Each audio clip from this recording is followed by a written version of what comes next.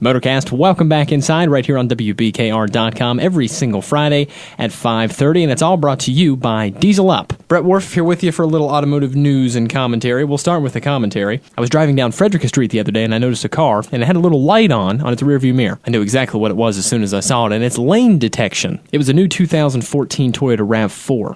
If you're not familiar with lane detection, basically what this does is lets you know when there's somebody beside you so you don't change lanes.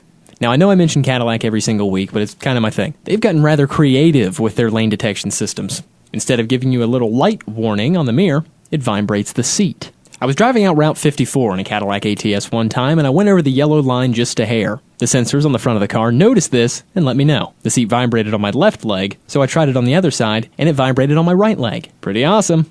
But really, nobody drives in a perfectly straight line. That thing would be vibrating all day. You would just figure for city driving, that would seem like a nuisance. There's always somebody beside you. That light would never go off. And that kind of got me thinking, what other new technologies in vehicles are kind of a nuisance? Several years ago, BMW came out with a speed control cruise control. It has a sensor somewhere lodged in the front grille that can see the car in front of you, and if your cruise control is set faster than the guy up ahead, the system will automatically back you down. I figured this would be a nuisance because maybe you didn't want to slow down. Maybe you just wanted to change lanes and get around him. Next up is night vision, and Audi has this in their cars now, and back in 2002, Cadillac put it in the DHS. They replaced the front Cadillac emblem on the grille, and they put a camera in there. The cool part about this was that it did shine up onto the windshield so you could see ahead of you. That was pretty awesome. But wouldn't you always find yourself looking at the screen instead of at the road? Some companies just underestimate the power of a halogen headlamp. Next up is a CVT transmission. CVT stands for Continuously Variable Transmission, and basically the car has one gear unless you have the Sport Mode option, in which you can slap shift up through the gears. It's more for cars that are economical. You're not going to see a CVT in a ZL1 Camaro or a Z06 Corvette. But I have driven two cars with CVT transmissions, a Subaru Outback and a Nissan Versa. It keeps you locked in one gear and does not shift at all. Kinda hangs right around a certain RPM, and it just takes away the fun of watching the needle scroll through the numbers.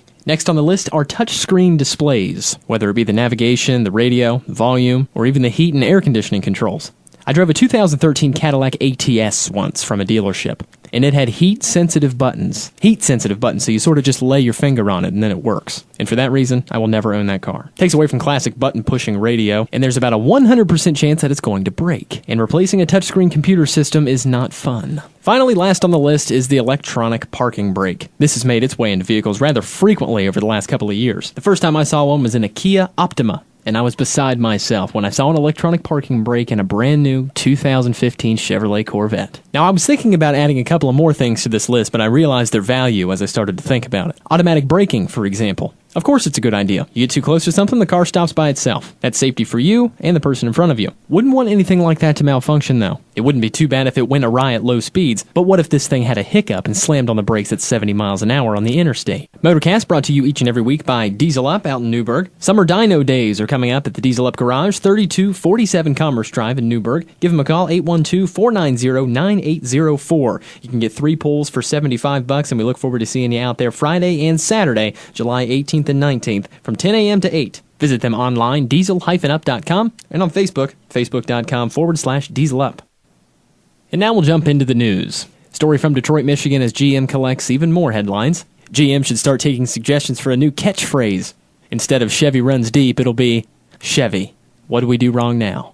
They've already been in a world of trouble with this ignition switch issue, putting most of the primary focus on the Chevy Traverse and the GMC Acadia, as well as the Buick Enclave. Not to mention the Chevy Cobalt and the Saturn Ion, but look who's stepping up to bat now. It's the Chevy Cruze. GM halted sales at this point for an airbag issue, and a recall is likely. GM spokesman Jim Kane said in a statement that certain vehicles may be equipped with a driver's side airbag inflator module that may have been assembled with an incorrect part.